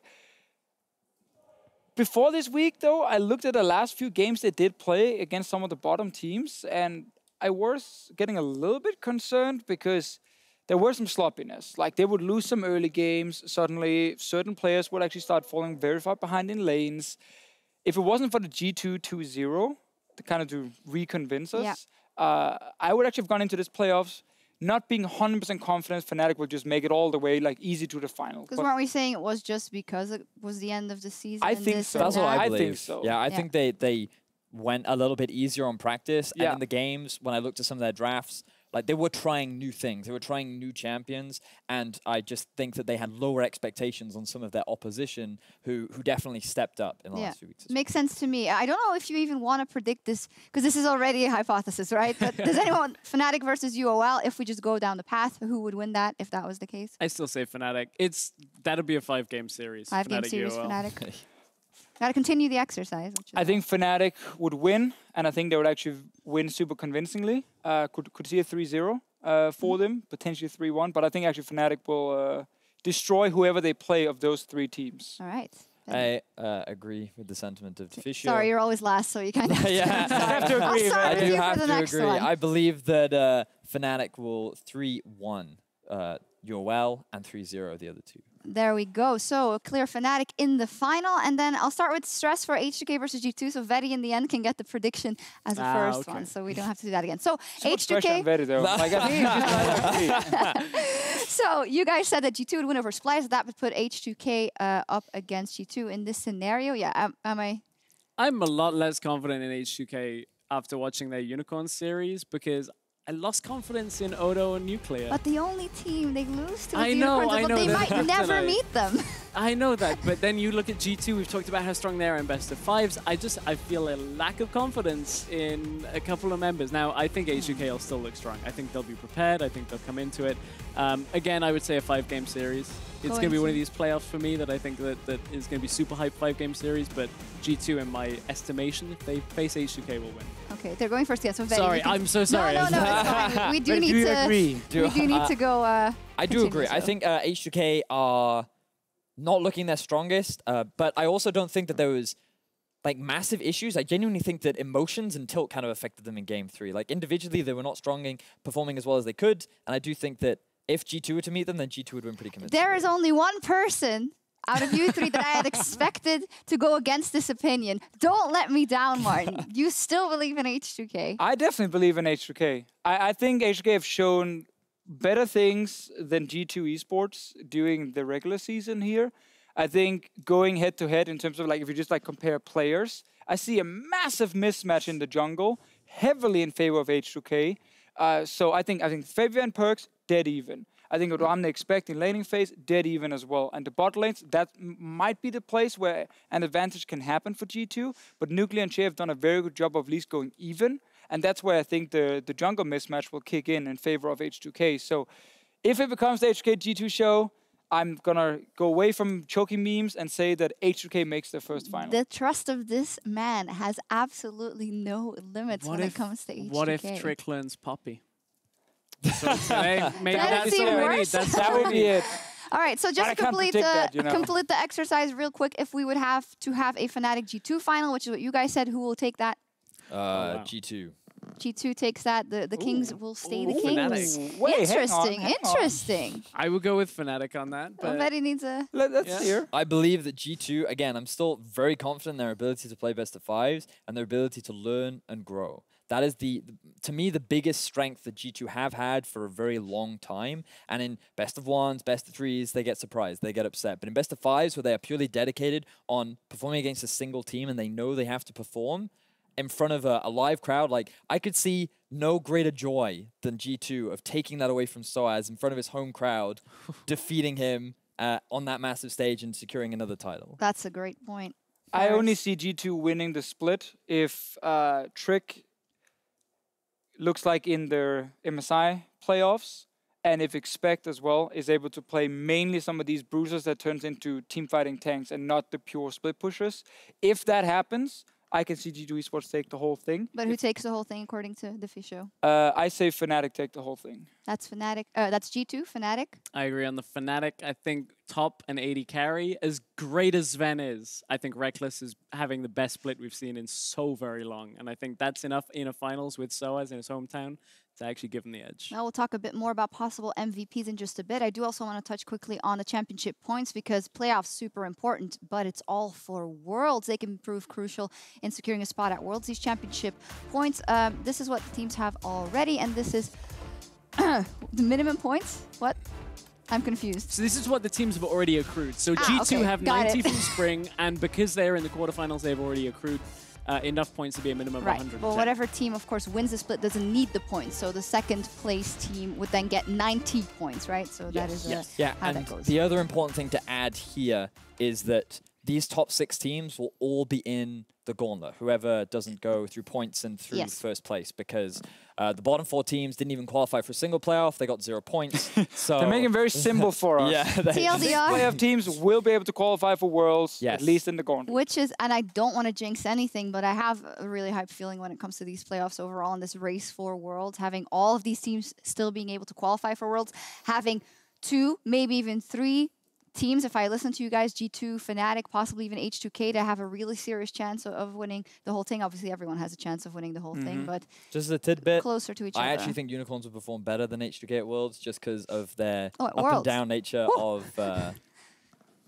in best of ones, you mean? Yeah, best of ones. But that's a separate discussion. Yeah, let's not go. We saw the 3-3 at the Rift Rivals, where it was best of ones with the up and down, where whenever they played P1, they would just get destroyed in the early game. That was rough. So I do agree with the best of one scenario for Unicorns. It can be super spicy for them, but I feel like it can backfire just as well as it can actually work for them, which makes them very hard to kind of gamble on when it comes to World's group stage performance. We could talk for hours about this, but we aren't. We do have one interesting thing we want to speak about because we've just finished an action-filled summer split, and a lot of players have left their mark on the LCS over the last 10 weeks, and we wanted to highlight some key carries in the running for the summer MVP. Now, I want to put a different twist on this. We can't go too long because we've been talking quite a bit. But before you guys give me your actual MVP vote, I also want to give you a team, and I want you to argue to me why anyone on that team is the MVP for their team, and maybe even for the entire thing. That might go against your actual MVP vote. So, Stress, can you talk to me about G2? Sure. So for G2, I've been thinking about this a little bit. It's actually more difficult than normal to come up with an MVP for G2 and then very easy at the same time because I think G2, while underperforming, I find it difficult to give to the likes of Perk. So I'm picking Sven as the most consistent player. I think G2. Sven on G2 has been the MVP because they've almost always been able to rely on him. The number of bad games he's had is very small this season long. Very low deaths per game, decent KDAs, generally ahead in lane. Yes, they draft towards a winning lane a lot of the time for Sven, but he's the kind of player that you want on a team where you can always say, okay, give it to this guy, he will be able to carry it. And that, if I had to pick one for G2, it would be Sven for the summer split. When it comes to G2, is there anyone you guys would argue that deserves it more than Sven? I think that in terms of a whole regular season performance, I would still give it to Sven. The only person I might be willing to also consider is Expect. I think that towards the second half of the split, he's been getting better and better and better and better. But in terms of entire regular season performance, Sven is definitely MVP. Okay, we'll keep you guys in attention for Stress's actual MVP vote. Oh, another different opinion. Sorry, didn't want to cut you off. I think Perks is actually he's been underrated during the split quite a lot. Like, I agree that some of the games have not looked great, mainly some of the Lucian games where it's been an issue for him, but in almost every other game, I feel like he's actually been really good. Like, laning phase has been solid, teamfight impact has been very good for him. So I wouldn't necessarily put him above Sven straight away, but I definitely feel like he also actually had a split where he can be happy with the overall performance. All right, so a lot of good or strong players there. Vedius, for you, I'm going to give you the Unicorns of Love. Who on the Unicorns of Love would be the MVP for that team this split? Would definitely be Samux for me. I feel like above and beyond, he has been the best player on the Unicorns of Love all split long. I feel like that even though the team has regularly gone to all 3 games, he has been the guy that has made those clutch game-changing plays that have allowed Unicorns of Love to get those wins. And I think that if he had not had the performance that he's had this split, Unicorns may not even be in playoffs right now. But who makes sure that the fight goes in the right way so that Samux can kill everyone? Where's our MVP from the spring split for the Unicorns of Love? Is it Vizicsacsi? Having a rough split on the whole. Yeah. Chachi's a great player. We see glimpses of it. I feel like there have been a lot of individual mistakes from all of the Unicorns, and that has undermined a lot of why I don't really see Chachi as the MVP this split. All right, that was the Unicorns of Love. Finally, I'm going to let you talk about H2K. If anyone in H2K deserved the MVP for carrying their team, who would it be? I have a few honorable mentions before I mention the entire team. The real one. The entire team, probably as well. No problem. I think Chei is definitely one of the guys you can look at as a guy who could, really challenge for this MVP spot because he's been so consistent throughout the whole thing and been actually a good playmaker. But the man I give it to is Febiven in the mid lane. I think it was very tough to pick the best performing mid laner in the EU LCS between like him and Perks and Caps and so on. But I felt like Febiven was the best because every single week he showed up. Like, his numbers are crazy just in terms of like his overall, his overall stats, like CS difference in lane is fantastic. Damage rating is great from him. Like, I just feel like every single game H2K have been able to rely on Febiven to do really well and never like fall behind against whoever he's facing. And I think that has made the team more consistent. I mentioned this on the cast and I'm more than happy to say it again. When I think of MVP, I always think of who can you always, when you think of a team and you think of their losses, when you think of a player who is never a reason for their losses. And Febiven, to me, has never been a part as to why H2K ever lost. He's been so consistent throughout the split and is so reliable that I think it's difficult to see why how you could put anyone above him in H2K. Yeah, Febiven makes a strong case, I think, even for overall MVP, and this is what we're getting to now. I wonder if any of the teams you'd been given, if that corresponds with your actual MVP pick. You said Sven for G2. Who would be your actual MVP, or who was, because you did vote for it? Yeah, I put my ballot in earlier this week. I voted for Reckless because I think he's had a great split, statistically and playstyle-wise. I think one of the key factors for me for why he's the most valuable player is he dictated the successful and then failed style with the Tristana, the Kennen, like early on in the split. Then they went back to the drawing board for Fnatic. It was found out, brings out the Sivir, dictates a lot of the pace on the Fnatic games now as well, and they're back to playing meta. And I think that versatility plus the success he's had this split is why I Is the counter argument when it starts to fail, do you need it to fail a couple of times before you're willing to change? Obviously, in the atmosphere of a team, that could be something, but I don't think anyone will disagree with you. The huge amount of work Reckless has done for Fnatic this split. Is there anyone who doesn't have Reckless as his MVP vote? All of H2K. So I had like a lot of debates between, Reckless and then Soas, who is actually my MVP. I think both of them are like literally right next to each other in terms of the MVP votings here. But the reason I picked Soas is I felt like from the get-go when this Fnatic style started, it was a lot about Reckless, but it was also a lot about Soas, specifically on like Shen and some of these like champions where he had some globals. And his synergy with Reckless was so key in creating the split push style. And he consistently managed to always be there for his AD carry and help out the team. And then when the meta shifted and he had to play more of the different carries and bruisers up in the top lane, he's done that as well. He adapted right into it. Great performances. almost every single game from him, and often like very big moments. And the fact that Source, a player who's been so up and down in his career, has actually been so consistently good, just stands out to me. And I think he gets my MVP because it's been such a great split where he has struggled maybe a year ago. Just as a note, what is very impressive to me, I know that doesn't work necessarily into the voting of this MVP at this time, but those are two players, both Reckless and Soaz, who've been through the thick of it, who've been through ups and downs, who've been to the world stage and back, who've done it all. And I think it's just personally very impressive that they still have it in them just to redefine styles and come up with entirely new things and do that. Just as impressive it is for rookies to step up and kill everyone. I think those are really nice storylines. You also had Reckless, I believe, Vedius? Yes, I had my three were Reckless, Febiven, and then Samux. Personally, I tried to avoid putting multiple members of the same team in the overall MVP because I always thought of it in the sense of if say Fnatic lost Reckless, would they still be the same level of Fnatic? And personally, I felt like that they wouldn't be. Even though Soaz is amazing, I still think that it's his synergy with Reckless that made the team so great, and I think he's a core part. Febiven, as we discussed earlier, how he has been so consistent throughout the split, and I just thought that it was worth mentioning Samux simply because I do think that not only has he challenged the idea of maybe he could even be a top 3, maybe top 2 AD carry, very debatable, I know, but I feel like that his performance is what kept Unicorns of Love within the top teams in Europe, and that's why I put him as one of my MVPs. Very interesting stuff. Nice to hear you guys' opinions. Of course, that's not all what counts towards the MVP award for the split. For the final MVP award, it will be voted on by the casters, but also the teams, journalists, and broadcast partners. And we're also taking into account player of the series for a small percentage of that. So it is a combination of a lot of stuff. Deficio handles all that stuff. It's been locked now. It's been locked. The teams Do you have the answer? I mean, I know the answer. Oh. I'm not going to sit here and spoil No, it. obviously not. You know, during the next few weeks, we'll announce it. All the teams have voted. No troll votes. Just want to highlight that. Always a big debate. But you're in charge of the counting the votes. And you've talked a lot about H2K. It's stats team who's in charge of count the votes. I'm not allowed to get close to push, the stats team to the top or something.